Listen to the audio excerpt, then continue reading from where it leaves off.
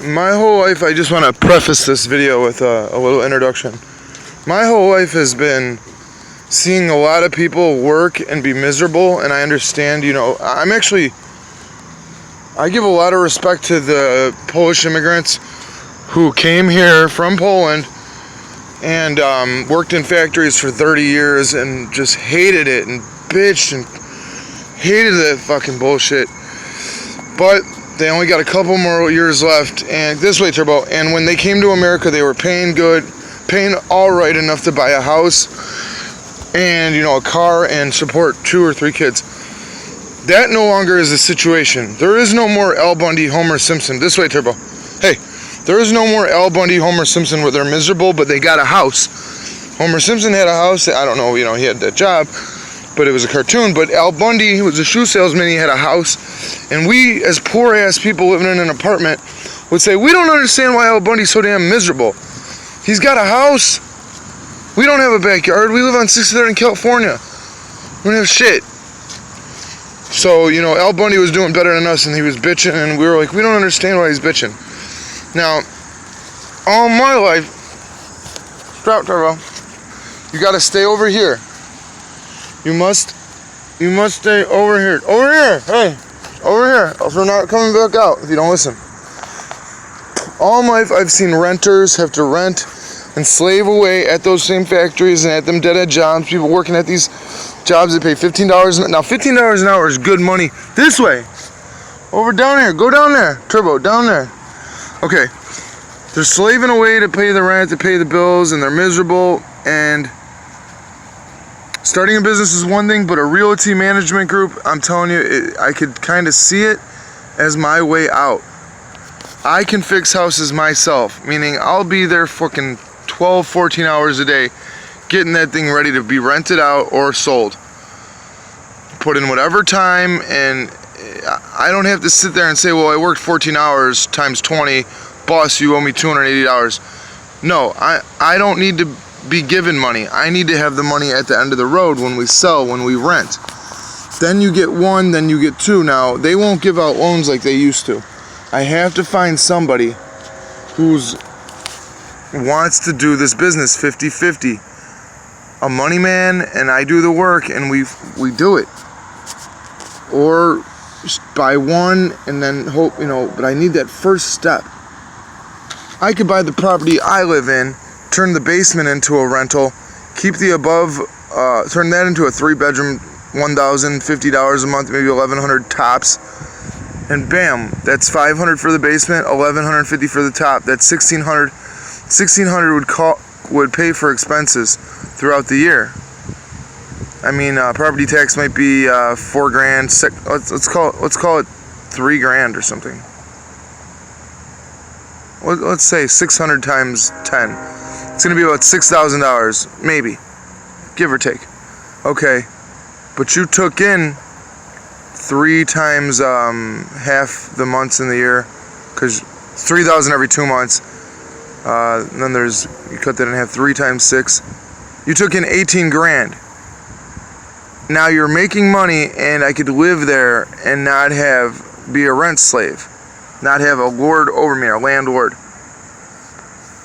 and just make the property beautiful. Like this area, I've made beautiful. I could do wonders with backyards. I could build garages.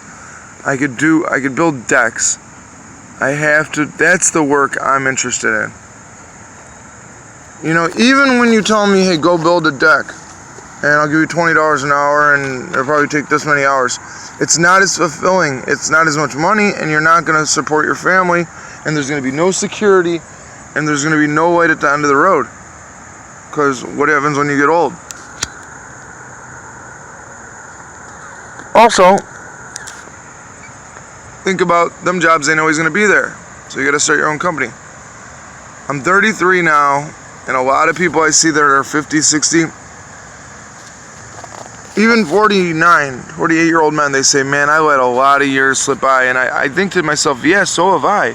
They're like, no, you might have let 10, 15 years slide by, buddy. I've let 30.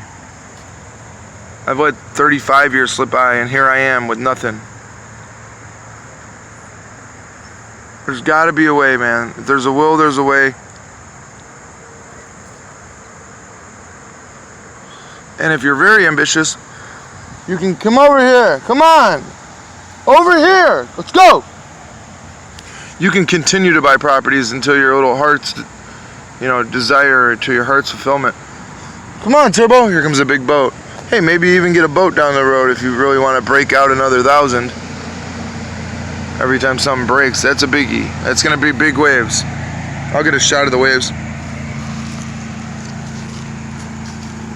We took this area, which was weeds and thorns and nastiness, and we made it nice.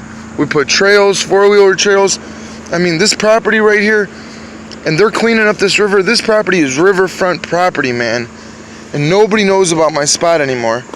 I'm not telling the people who own that home. They'll start thinking their property's worth more because of this. Beautiful, beautiful, and you could sell it with this in mind. I mean, it's right by the highways. Look at them. Come over here. Don't go in the water, though. It's really crazy.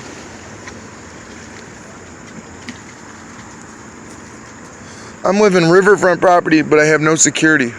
I have to pay rent, and it's not easy. I have a baby on the way. I have to find a way to own, man. And I could pay for things with that. I'm telling you, the stress for me, it's hard for me to sleep sometimes because I stress out about all the things. The children on the way. Because what is life without children? I mean, I understand a lot of people can't have them, and that's sad. But in my opinion, a lot of people just say, oh, I don't want children. But in my opinion, I think my life would be nothing. I mean, a lot of us didn't have dads really for us there when we grew up. Or a lot of us had stepdads that really weren't there, to help in any way. They kind of didn't care, and our real fathers were, had their own problems. And a lot of us didn't have any guidance, and it cost us dearly. A lot of people lost their lives because they got into gangbanging hard or whatever the case may be, and a lot of them are in prison. So I try not to stress. I try to tell myself, hey, look, man, you've been in way, way deeper. You've been in, he forages. Look at that dog. He forages the grass. I think he keeps him healthy, honestly. He's way healthier here. But it helps with his coat, I believe, and his he had a little bit of emphysema, or I'm sorry,